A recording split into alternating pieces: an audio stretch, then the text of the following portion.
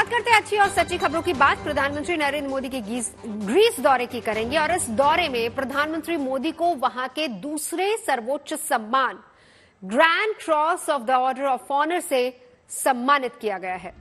दोनों देशों के बीच डेलीगेशन लेवल की बातचीत के बाद ज्वाइंट स्टेटमेंट जारी किया गया, जिसमें ग्रीस के प्रधानमंत्री ने प्रधानमंत्री नरेंद्र मोदी को दोस्त बताते हुए दोनों देशों के बीच दोस्ती की मिसाल कायम करने की बात कही। उन्होंने भारत के मून मिशन की कामयाबी पर भी भारत को बधाई दी। वहीं प्रधानमंत्री नरेंद्र मोदी ने अपने स्टेटमेंट में दोनों देशों के बीच ऐतिहासिक रिश्ते होने की बात कही। उन्होंने 2023 तक द्विपक्षीय व्यापार दोगुना करने का जिक्र भी किया। ये तस्वीरें एथेंस से, जहां पर प्रधानमंत्री नरेंद्र मोदी पहुंचे हैं। ग्रीस के प्रधानमंत्री क्यारिकोस मित्सोताकिस से आज प्रधानमंत्री जी और मैंने भारत ग्रीस पार्टनरशिप को स्ट्रेटेजिक स्तर पर ले जाने का निर्णय लिया है। हमने तय किया है कि हम डिफेंस एंड सिक्योरिटी, इंफ्रास्ट्रक्चर, कृषि, शिक्षा, न्यू एंड इमर्जिंग टेक्नोलॉजी और स्किल डेवलपमेंट के क्षेत्रों में अपने सहयोग को बढ़ाकर अपनी स्ट्रेटेजिक पार्टनरशिप को मजबूती देंगे।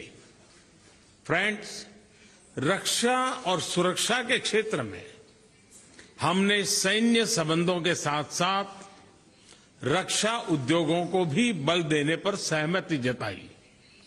आज हमने आतंकवाद और साइबर सिक्योरिटी के क्षेत्र में आपसी सहयोग पर भी चर्चा की।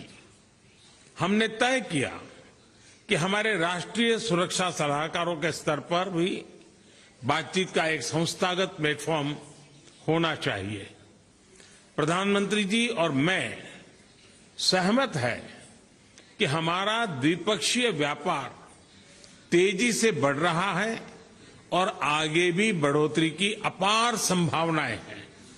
इसलिए हमने वर्ष 2030 तक अपने द्विपक्षीय व्यापार को 2 गुना करने का लक्ष्य तय किया है। और अब बात ग्रीस एथेंस में प्रधानमंत्री नरेंद्र मोदी के भव्य स्वागत की। एथेंस पहुंचे प्रधानमंत्री नरेंद्र मोदी का शानदार स्वागत किया गया।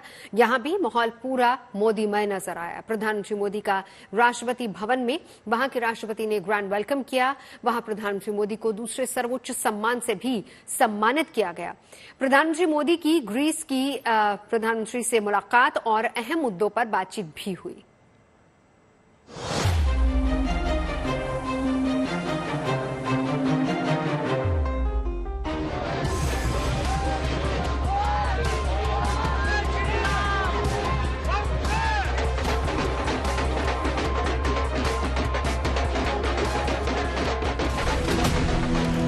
दक्षिण अफ्रीका के बाद ग्रीस में भी प्रधानमंत्री मोदी का शानदार स्वागत हुआ।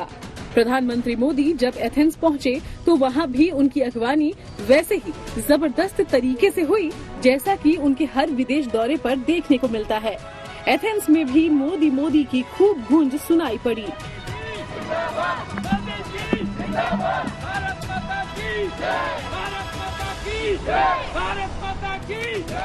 प्रधानमंत्री मोदी के स्वागत में ग्रीस की राजधानी एथेंस में बड़ी संख्या में लोग तिरंगा के साथ ही पोस्टर बैनर हाथ में लेकर खड़े दिखे। सब उनकी एक झलक पाने के लिए बेताब दिखे।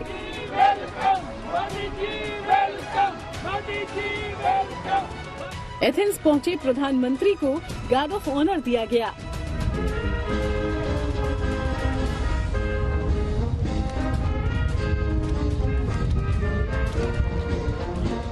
प्रधानमंत्री मोदी सुबह एक दिन के दौरे पर जब ग्रीस पहुंचे तो एथेंस के इंटरनेशनल एयरपोर्ट पर वहां की विदेश मंत्री जॉर्ज ज़ेरापेट्रिटिस ने उन्हें रिसीव किया। एयरपोर्ट से होटल पहुंचने पर प्रधानमंत्री ने वहां मौजूद भीड़ का हाथ हिलाकर अभिनंदन किया। यहां उनके स्वागत में भारतीय मूल के लोग उमड़ पड़े। उनका ढोल नगाड़ों के साथ स्वागत हुआ।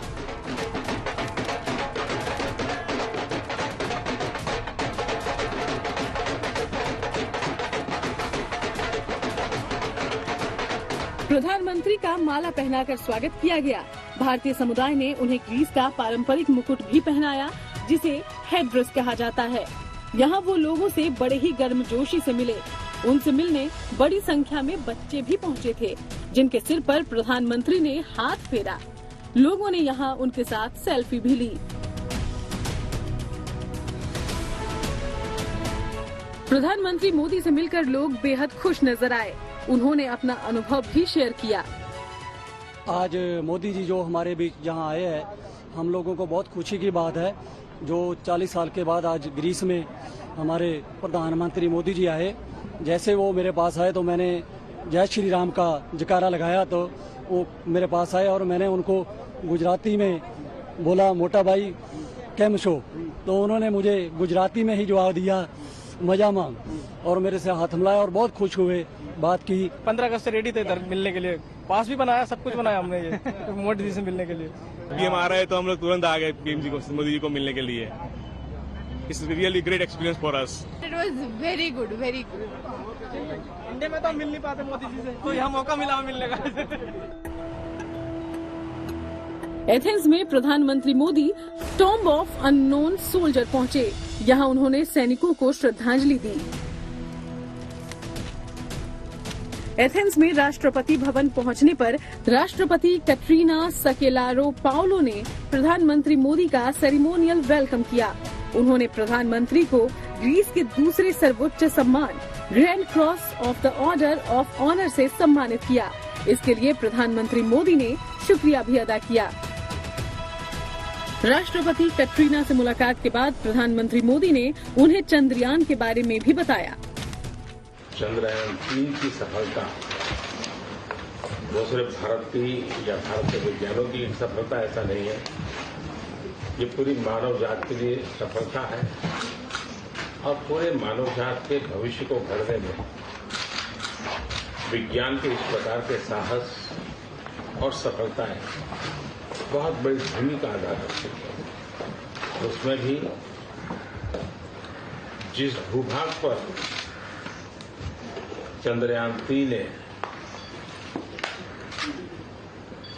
अपनी गतिविधि प्रारंभ की है, मैं मानता हूं कि उससे जो नतीजे निकलेंगे वो पूरी साइंटिफिक फैटर्निटी को और मानव जात को चंद्र के संबंध में जो उसकी जिज्ञासा है और लोग जो भावी प्लान कर रहे हैं उसमें बहुत उपयोगी हो सकता है। और आपने बधाई दी, मैं सब भारतीयों की तरफ से आपका अभिनंदन करता हूं। प्रधानमंत्री मोदी ने सोशल मीडिया प्लेटफॉर्म एक्स पर भी राष्ट्रपति से मिलने और उनके साथ बातचीत के बारे में लिखा। उन्होंने इसमें ये जिक्र भी किया कि राष्ट्रपति कैटरीना ने चंद्रयान 3 की सफलता पर भारत को बधाई दी। राष्ट्रपति से मुलाकात के बाद प्रधानमंत्री किरियाकोस मित्सोताकिस ने पीएम मोदी का गर्मजोशी से स्वागत किया। इसके बाद दोनों नेताओं ने द्विपक्षीय संबंधों को और मजबूत करने को लेकर बातचीत भी की। भारत और ग्रीस के बीच डेलीगेशन लेवल की बातचीत हुई। इसमें प्रधानमंत्री मोदी और ग्रीस के प्रधानमंत्री भी शामिल रहे। प्रधानमंत्री मोदी की ग्रीस यात्रा को लेकर वहां बिजनेस से जुड़े भारतीय समुदाय को भी काफी उम्मीदें हैं। इंडिया और ग्रीस के बीच में बिजनेस बढ़े। अभी 1 बिलियन के अंदर यूरो का बिजनेस हो रहा है, बट पोटेंशियल बहुत ज्यादा है। हर सेक्टर में, केमिकल में, एजुकेशन में, टूरिज्म में, फार्मास्यूटिकल में, इंफ्रास्ट्रक्चर में इंडियन कंपनी यहाँ पे लिमिटेड कंपनियां एक्टिव हैं, बट यहाँ से इंडिया काफी काम हो सकता है। इंडियन कंपनी यहाँ काफी काम कर सकती हैं and Greece can be launching pad between India and Europe. तो मैं काफी एक्साइटेड हूँ और हम इसका प्रमोट कर रहे हैं कि मोदी जी के आने से बिजनेस जितना है उससे 10 टाइम और बढ़ जाए। 40 साल बाद किसी भारतीय प्रधानमंत्री की इस यात्रा को लेकर खासकर ग्रीस में रह रहे भारतीय समुदाय का उत्साह देखते ही बन रहा था। वो प्रधानमंत्री मोदी के स्वागत के लिए काफी पहले से पूरे जोश के साथ इंतजार करते दिखे।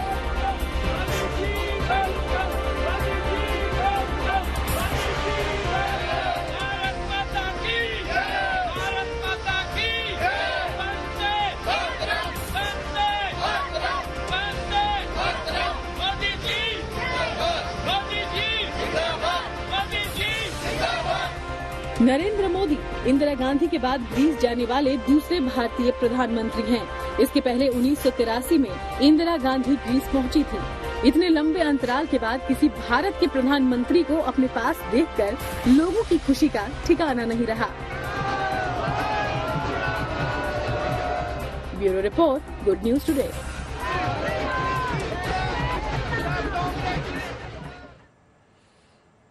आगे बढ़ते हैं और बात करेंगे चंद्रयान 3 की। लैंडर विक्रम से निकलकर चांद की सतह पर पहुंचकर रोवर प्रज्ञान चहलकदमी कर रहा है। अब अगले 12 दिन में वो वहां क्या कुछ है उसका डेटा इकट्ठा करेगा और इस पर दुनिया की नजरें टिकी हुई हैं। रोवर का जुटाया डेटा लैंडर के जरिए इसरो तक पहुंचेगा और फिर उसके विश्लेषण से चांद पर मौजूद पानी, खनिज सबके बारे में पता चल पाएगा। और चंद्रमा के सतह पे लैंड हो चुका है। ये हम लोगों के लिए बहुत ही गर्व की बात है। चंद्रयान 3 मिशन की कामयाबी को लेकर जारी जश्न के बीच रोवर प्रज्ञान अपना काम कर रहा है।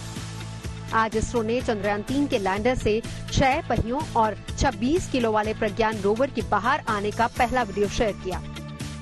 बुधवार को शाम 6:04 पर लैंडर विक्रम के चांद की सतह पर सफल लैंडिंग के बाद रोवर प्रज्ञान उससे बाहर निकला और गुरुवार से चंद्रमा की सतह पर इसने चहलकदमी शुरू कर दी। लैंडर विक्रम की लैंडिंग के करीब 14 घंटे बाद गुरुवार सुबह इसरो ने रोवर प्रज्ञान के लैंडर से बाहर आने की जानकारी दी। चांद की सतह पर आते ही रोवर ने सबसे पहले अपने सोलर पैनल खोले।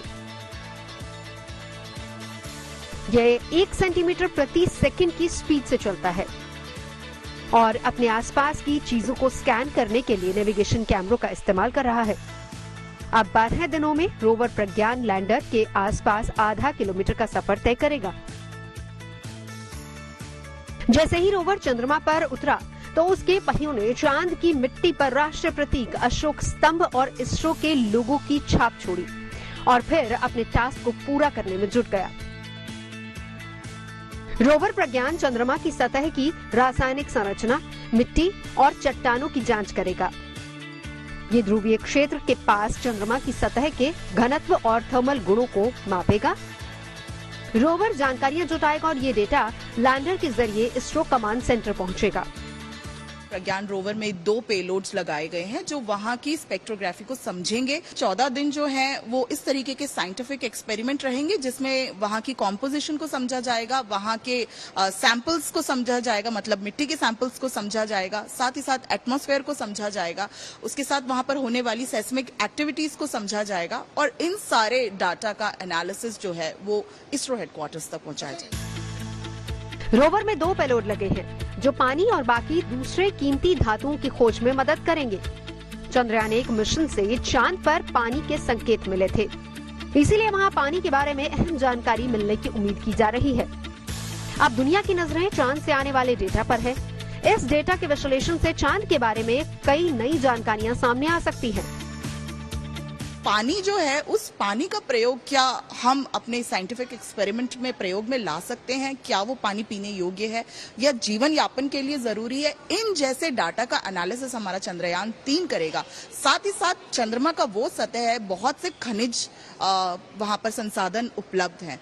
उन खनिजों से हम किस तरीके के खनिज का डाटा हमारे सामने आता है, वायुमंडल को समझना, वहां का टेम्परेचर समझना, वहां पे होने वाली गतिविधियों को समझना और साथ ही साथ ये समझना कि चंद्रमा पे रहकर हम अर्थ की स्टडी से, मतलब अर्थ किस तरीके के हमें सिग्नल भेजते हैं, ये इस तरीके का बहुत ही एक डिटेल एनालिसिस जो है वो चंद्रयान 3 करेगा, मतलब हमारा अब प्रज्ञान करेगा। और साथ ही साथ मतलब जैसे आप हमारे तीनों कॉम्पोनेंट्स थे इसके, प्रपल्शन अपना काम कर रहा है, विक्रम ने अभी तक अपना काम कर दिया। विक्रम अब जो है वो एक तरह से कम्युनिकेशन रिले का काम करेगा। प्रज्ञान जो इंफॉर्मेशन कलेक्ट करेगा वो विक्रम के माध्यम से अब इसरो तक पहुंचाएगा।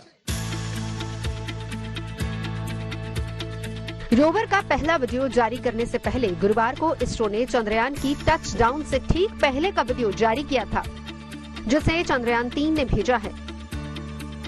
इस वीडियो में लैंडर के लैंडिंग के वक्त चांद की सतह दिख रही है, जहां शुरुआत में लहरों जैसा नजारा है, लेकिन चांद की सतह तक आते आते गहरे गहरे खड्डे नजर आते हैं। ये तस्वीरें लैंडर विक्रम ने अपने ऊपर लगे हॉरिजॉन्टल वेलोसिटी कैमरे से उस समय खींची जब वो चंद्रमा की सतह पर उतर रहा था। इसरो के मुताबिक सारे एक्सपेरिमेंट्स चलते रहेंगे। ये सभी चांद के एक दिन में, जो पृथ्वी के 14 दिन के बराबर है, उसमें पूरे करने होंगे। क्योंकि जब तक चांद पर सूरज की रोशनी रहेगी, सारी प्रणालियों को ऊर्जा मिलती रहेगी। जब वहां सूर्य की किरणें नहीं पड़ेंगी तो विक्रम और प्रज्ञान 14 दिन बाद इनएक्टिव हो जाएंगे। हालांकि इसरो ने लैंडर रोवर के एक और चांद दिवस तक काम करते रहने की संभावना से इनकार नहीं किया है। सूरज की रोशनी दोबारा पड़ने पर लैंडर और रोवर फिर से एक्टिव हो सकते हैं। Bureau report, good news today. आगे बढ़ते हैं, बात करेंगे हिमाचल की सुखविंदर सिंह सुक्खू सरकार के एक फैसले की, जिसे हिमाचल के दरकते पहाड़ों और खिसकती जमीन को रोकने की कोशिश के तौर पर देखा जा रहा है। ब्यास नदी या उसके किनारों पर होने वाले खनन पर फिलहाल रोक लगा दी गई है। पिछले एक महीने में ऐसी कई तस्वीरें हमने देखी हैं जिसमें इस पहाड़ी राज्य में बहने वाली ब्यास नदी और उसके सहायक नदियों का रौद्र रूप दिखा है। उनके किनारों पर बने मकान ढह गए, उन पर बने पुल बह गए। नदी का पानी जो बीचों बीच बहना चाहिए था, वो नदी के किनारों पर बहकर तबाही मचा रहा है। ब्यास और उसकी सहायक नदियों की इस तबाही के लिए इल्लीगल माइनिंग यानी कि अवैध खनन को जिम्मेदार ठहराया गया है। राज्य के पीडब्ल्यूडी विभाग की जिम्मेदारी संभाल रहे विक्रमादित्य सिंह भी हिमाचल की तबाही के लिए अवैध खनन को ही जिम्मेदार बता रहे हैं। यानी अवैज्ञानिक तरीके से किए जा रहे खनन को ब्यास नदी में इमारतों की जल समाधि के लिए जिम्मेदार माना जा रहा है। राज्य की नदियां इस तरह सड़कों पर न आए, इसके लिए सुखविंदर सिंह सुक्खू सरकार की तरफ से कुछ कड़े कदम उठाए गए हैं, जिनमें नदियों में खनन पर अभी रोक भी शामिल है। हिमाचल के पहाड़ी इलाकों में नए मकान बनाने पर के नियम और कठोर कर दिए गए हैं। इसके अलावा शिमला समेत हिमाचल प्रदेश के दूसरे बड़े शहरों में फिर से सर्वे करवाकर कमजोर इमारतों की पहचान की जाएगी। शिमला शहर में मौजूद है, हिमाचल की राजधानी है। थोड़ी तस्वीरें भी दिखाता हूं शिमला में किस तरीके से चटकती हुई धूप निकली है। लेकिन इस धूप के बाद जैसा कि मुख्यमंत्री कह रहे थे, खतरा बढ़ जाता है क्योंकि पहाड़ चटकने लगते हैं, खिसकने लगते हैं, पेड़ गिरने लगते हैं। मुख्यमंत्री जी, शिमला में जिस तरह की तबाही देखी गई है, फ्यूचर में इस तरीके से कुछ ना हो, क्या आप कदम उठाएंगे? देखिए, हमने ब्यास नदी के किनारे सारी माइनिंग को भी बैन कर दिया कि साइंटिफिक तरीके से माइनिंग होनी चाहिए। कुल्लू, मंडी और ये हमीरपुर, कांगड़ा, इसकी ट्रिब्यूटरीज को हमने साथ में ट्रिब्यूटरीज को भी बैन किया कि इसमें जो क्रैशर्स है, माइनिंग को कैसे करनी है, उसके साइंटिफिक नियम होने चाहिए। दूसरा, टाउन एंड कंट्री प्लानिंग को भी हमने डायरेक्शन दे दी है कि अगर किसी ने बिल्डिंग्स बनानी है तो पहले स्टेटा का भी होना चाहिए कि क्या हार्ड रॉक है भी कि नहीं है। सिर्फ हमने गहराई खोद दी 10 फुट तक और उसके बाद पिलर लगा दिया और नीचे हार्ड रॉक नहीं हुई, तो जैसे ऐसी परिस्थितियां होंगी तो उस स्थिति में बिल्डिंग्स गिरती है।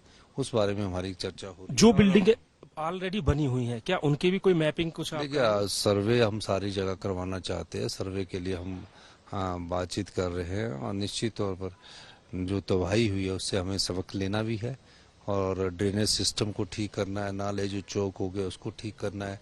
जिसने मकान अब बनाने होंगे तो उसका मकान के लिए भी सोचना पड़ेगा कि उसका ड्रेनेज सिस्टम क्या है, कितने फ्लोर बनाने, ये सब चीजों पर हम चर्चा करेंगे और एक विस्तृत अध्ययन हम इसमें करने जा रहे हैं। खबरें सच्ची होनी चाहिए, अच्छी खुद ब खुद लगती हैं। Navjot Randhawa signing off. आप सुनते रहिए गुड न्यूज, देखते रहिए गुड न्यूज।